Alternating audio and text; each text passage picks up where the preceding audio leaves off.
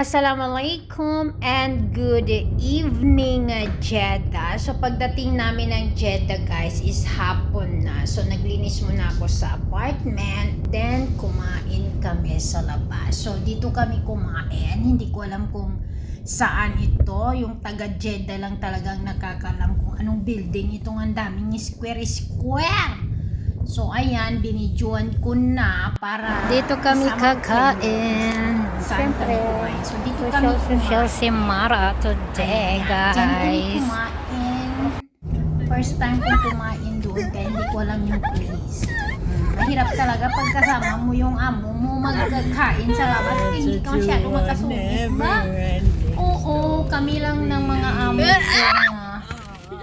Wow! Ang kasama ko lang pala ay yung dalawa kong alaga at amo kong lalaki kasi ang amo kong babae is nagbakasyon sa Egypt. So kami naman ang mga bata dahil mataas ang grade nila, pumunta kami ng Jeddah. O saan ka pa? Wala yung amo, nagbakasyon kami ng amo kong lalaki kasama ang mga bata. Yung ibang mga amo iiwan ka sa nanay niya at hindi ka pasamain sa amo mong lalaki. So, ibig sabihin, may tiwala yung amo kong babae sa akin. Ha! Yan mo naman sa mga na. Alangaman naman ka matuwa, karmata, di ka, ay, siya sa abroad, bigani, amo ng karapat kyalam, may kiwat karmo matuwa.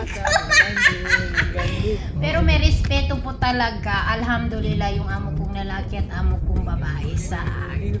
Yun yung kaganda.